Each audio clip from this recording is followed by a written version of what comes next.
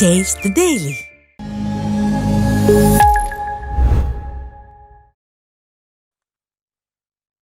தூய்மை பணியாளர்களுக்கு உணவு, குடியிருப்புகளுக்கான வீடுகள் மற்றும் நலத்திட்ட உதவிகள் வழங்கக்கூடிய இந்த சிறப்பான நிகழ்ச்சிக்கு வருகை தந்திருக்கக்கூடிய அனைவரையும் வரவேற்று மகிழ்ந்திருக்கக்கூடிய பெருநகர சென்னை மாநகராட்சியுடைய மேயர் திருமதி பிரியா அவர்களே, துணை மேயர் மகேஷ் அவர்களே, நிகழ்ச்சிக்கு முன்னிலை ஏற்று சிறப்பித்துக் கொண்டிருக்கக்கூடிய மாண்புமிகு அமைச்சர் கே நேரு அவர்களே, மாண்புமிகு அமைச்சர் தாமு அன்பரசன் அவர்களே, மாண்புமிகு அமைச்சர் மா சுப்பிரமணியன் அவர்களே, மாண்புமிகு அமைச்சர் சேகர்பாபு அவர்களே, மாண்புமிகு அமைச்சர் மதிவேந்தன் அவர்களே, நாடாளுமன்ற உறுப்பினர்கள் கலாநிதி வீராசாமி அவர்களே, கனிமொழி சோமு அவர்களே, சட்டமன்ற உறுப்பினர்கள் தாயகம் கவி, ஆர்டி சேகர், பரந்தாமன், வெற்றியழகன், ஜோசப் சாமுவேல், சுதர்சனம், பிரபாகர் ராஜாவா உள்ளிட்ட அன்புக்குரிய சகோதரர்களே, தலைமைச் செயலாளர் திரு முருகானந்தம் ஐஏஎஸ் அவர்களே, கூடுதல் தலைமைச் செயலாளர் திருமதி காகர்ராவ் உஷா ஐஏஎஸ் அவர்களே, முதன்மை செயலாளர் திரு கார்த்திகேயன் ஐஏஎஸ் அவர்களே, செயலாளர் திருமதி லட்சுமி பிரியா ஐஏஎஸ் அவர்களே, ஆணையர் திரு குமரகுருபரன் ஐஏஎஸ் அவர்களே, தூய்மை பணியாளர் நல வாரியத்தினுடைய தலைவர் டாக்டர் திப்பம்பட்டி ஆறுசாமி அவர்களே, துணைத் தலைவர் சகோதரி கனிமொழி அவர்களே, உள்ளாட்சி அமைப்புகளின் பிரதிநிதிகளே, அரசு உயர் அலுவலர்களே, நலத்திட்ட உதவிகளை பெறுவதற்காக வந்திருக்கக்கூடிய என்னுடைய அன்பிற்குரிய தூய்மை பணியாளர்களே, பத்திரிகை மற்றும் ஊடகத்துறையை சார்ந்திருக்கக்கூடிய நண்பர்களே, உங்கள் அனைவருக்கும் என்னுடைய அன்பான வணக்கத்தை முதலில் தெரிவித்துக் கொள்ள விரும்புகிறேன். தினமும் காலையில விடுகிறப்போ நம்ம சென்ன முந்தைய நாள் குப்பைகள் இல்லாம தூய்மையா இருக்குதுன்னா அதுக்கு காரணம் இரவு முழுக்க கடுமையாக உழைக்கிற தூய்மை பணியாளராக இருக்கக்கூடிய நீங்க தான்.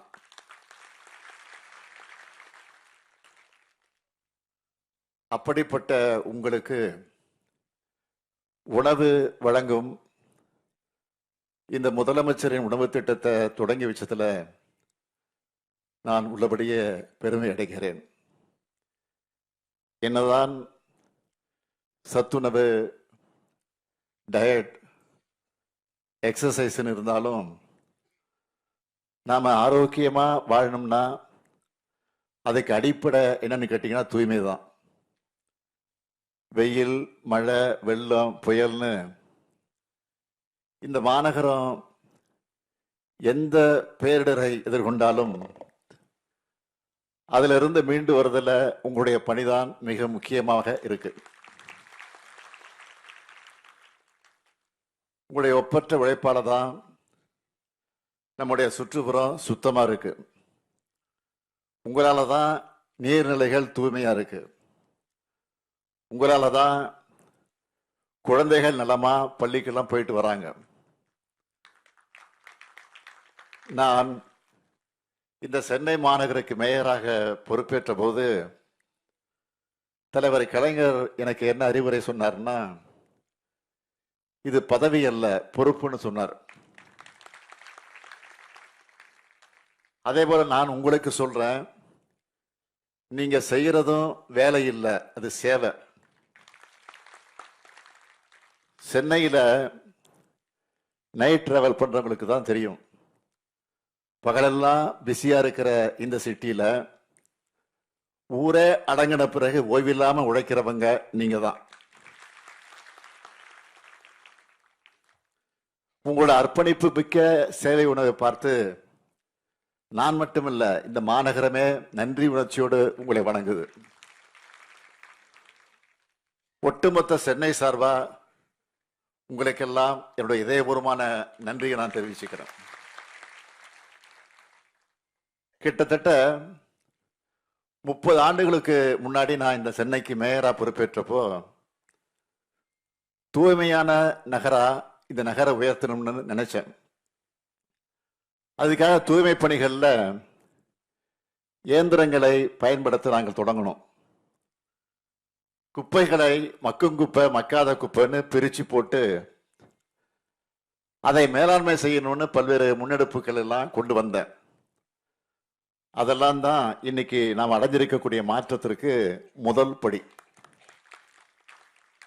இந்த மாநகரத்தை தூய்மையா பாதுகாக்கிற உங்களை பாதுகாக்க வேண்டியது எங்களுடைய கடமை. உங்களுடைய மாண்பு காக்கப்படணும், உங்களுடைய வாழ்க்கை தரம் உயரணும், உங்களுடைய நலன்கள் பாதுகாக்கப்படணும். இதுதான் சமூக நீதி. இந்த சமூக நீதி பயணத்தில் உங்க சுயமரியாதையை காத்து உங்கள் பசியை போக்கிடத்தான் இன்னைக்கு இந்த முதலமைச்சரின் உணவு திட்டத்தை தொடங்கி இருக்கிறோம். இந்த திட்டத்தின்படி தூய்மை பணியாளர்களுக்கு அவனுடைய பணிகளுக்கு இடையில உணவு வேளையில சுவையும் ஆரோக்கியமும் நிறைந்த உணவு வழங்கப்படும். தூய்மையான முறையில சமைச்சு டிஃபன் பாக்ஸ்ல போட்டு சூடு குறையாம இருக்க வெப்ப காப்பு பையில அதை எடுத்து செல்லப்பட்டு தூய்மை பணியாளர்கள் பணியாற்றக்கூடிய இடத்துக்கு பக்கத்திலேயே உள்ளாட்சி அமைப்புக்கு சொந்தமான கட்டிடத்துல உணவு பரிமாறப்படும். நம்முடைய நலனுக்காக உழைக்கிற மக்களுக்கு உணவு அளிக்கிறது அரசினுடைய பொறுப்பு என்கிற அந்த உணர்வோடு தான் இந்த திட்டம் செயல்படுத்துறோம். இது இல்லாம தமிழ்நாட்டில் தூய்மை பணியாளருடைய நலனுக்காக நம்முடைய கழக ஆட்சி காலத்தில் மற்ற முக்கியமான திட்டங்கள் நிறைய செஞ்சிருக்கிறோம். அது பற்றி நான் சுருக்கமா சொல்லணும்னா 2006 2011 தலைவர் கலைஞருடைய ஆட்சி காலத்தில் தான் தூய்மை பணியாளர்கள் நல வாரியம் அமைக்கப்பட்டுச்சு. அவங்களுக்கான நலத்திட்டங்களை வழங்குவதற்கு அது வழிவகை செஞ்சோம். தூய்மை பணியாளர்களுடைய குழந்தைகளுக்கு கல்வி உதவி தொகை, திருமண நிதி உதவி வழங்கக்கூடிய திட்டம், இப்படி பல திட்டங்கள் தொடங்கப்பட்டுச்சு.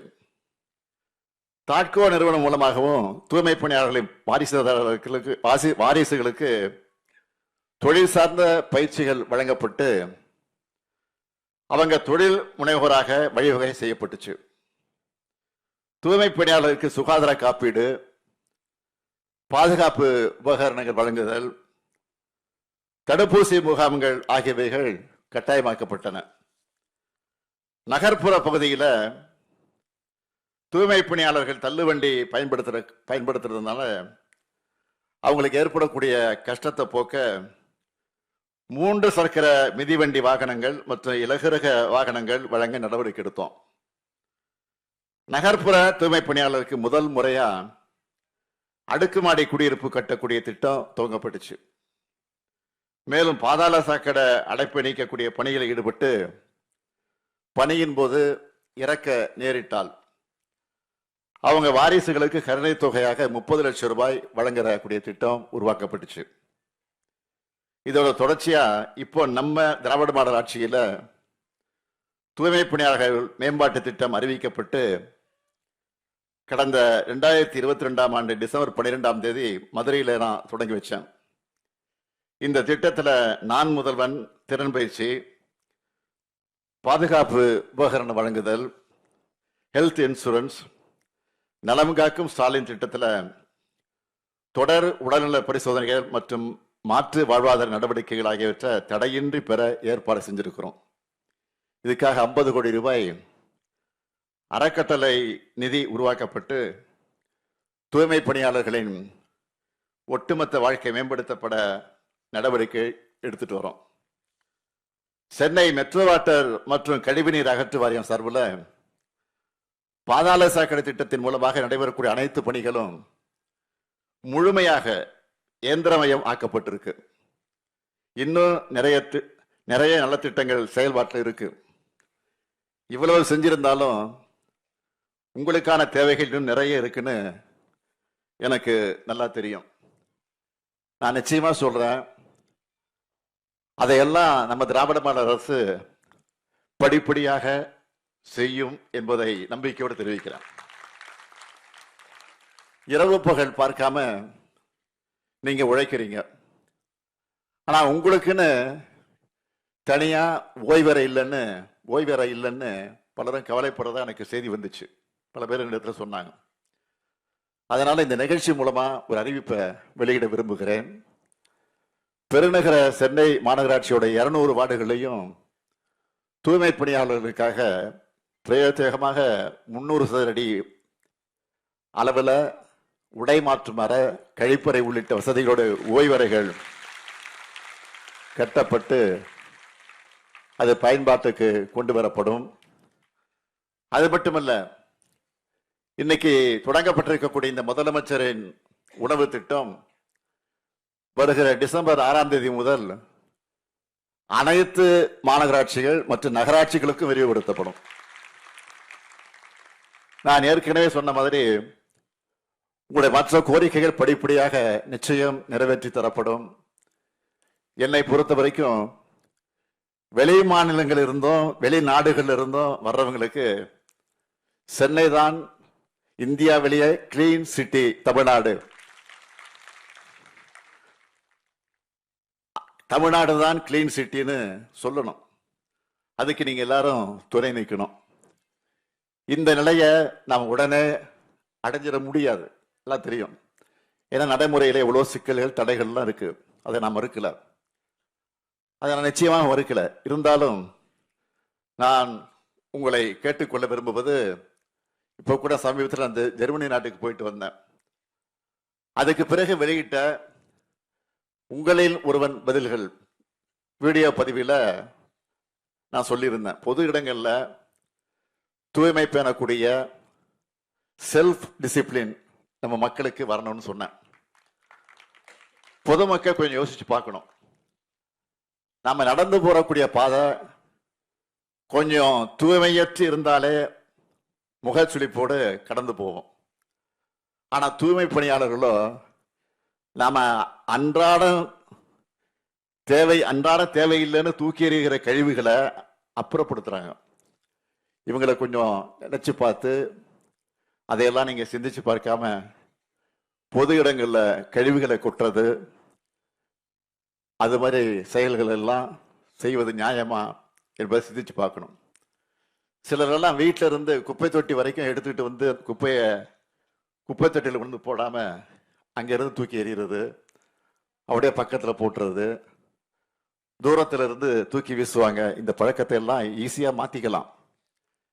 எதிர்காலத்துல மேற்கத்திய நாடுகள் மற்றும் ஜப்பான் போன்ற நாடுகள்ல இருப்பது போல மக்கள் அனைவரும் சுய ஒழுக்கத்தோட 100 விழுக்காடு கடைபிடிப்பாங்க. குப்பைகளை ஒழுங்கா தரம் பிரிச்சு போட்டு தூய்மை பணியாளருடைய சுமை பெருமளவில் குறையணும். தூய்மை பணியாளர் என்பது மற்ற எந்த பணியையும் போன்ற பணியாக கருதப்படுகிற அளவுக்கு இவங்களுடைய கண்ணியமும் முறையான பணி சூழலும் உறுதி செய்யப்படணும்னு நான் விரும்புகிறேன். அதுக்கான முன்னெடுப்புகளை திட்டங்களா உருவாக்கி செயல்படுத்தணும்னு நான் நினைக்கிறேன். இதையெல்லாம் இவங்களுக்காகன்னு சொல்லலை, பொதுவா ஒரு சமூகமா நம்ம ஒழுக்கம் மேம்படணும்னா அக்கறையோடு சொல்றேன்.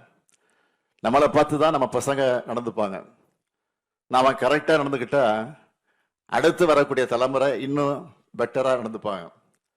அப்படிப்பட்ட ஒரு சமூகமா நம்ம நகரணும்னு நான் விரும்புறேன்.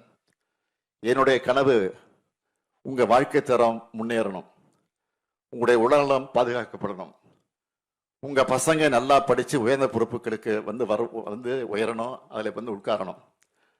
கடந்த ஆண்டு ஒரு செய்தி வந்துச்சு, ஞாபகம் இருக்குன்னு நினைக்கிறேன். திருவாரூர் மாவட்டத்தை சார்ந்த துர்கா என்ற ஒரு பெண், தூய்மை பணியாளருடைய மகள். அவங்க படிச்சு குரூப் 2 தேர்வில் வெற்றி பெற்று நகராட்சி ஆணையரா பொறுப்பேற்றுக்கிட்டு இருக்காங்க. இதுதான் நான் விரும்பக்கூடிய முன்னேற்றம். எதிர்காலத்தில் உங்க பசங்களும் படிச்சு முன்னேறி பெரிய அதிகாரிகளா பொறுப்புக்கு வரணும். அவங்களுக்கு நான் பணி நியமன ஆணைகளை தரணும். இதுக்காகத்தான் தொலைநோக்கு பார்வையோட திட்டங்கள் எல்லாம் செயல்படுத்திட்டு இருக்கிறோம். சுய ஒழுக்கம் இல்லாமல் முழுமையான வளர்ச்சியோ சமூக மேன்மையோ அடைவதற்கு சாத்தியமே கிடையாது. அரசு தன்னுடைய கடமையை செய்யும். மக்களும் பொறுப்பாக இருந்து பொது இடங்களையும் நம்ம மனசுகளையும் தூய்மையா வச்சுப்போம். இதுக்காக தொடர்ந்து உழைப்போம். தன்னலம் கருதாத பணியாளர்களின் சேவையை போற்றுவோம். நன்றி, வணக்கம்.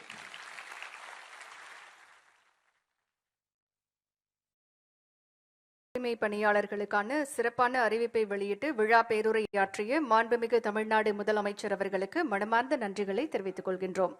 தமிழ்நாடு நகர்ப்புற வாழ்விட மேம்பாட்டு வாரியம் பெருநகர சென்னை மாநகராட்சி சார்பில் தூய்மை பணியாளர்களுக்கு தகுதியின் அடிப்படையில் முதல் கட்டமாக கார்கில் நகர் திட்ட பகுதியில்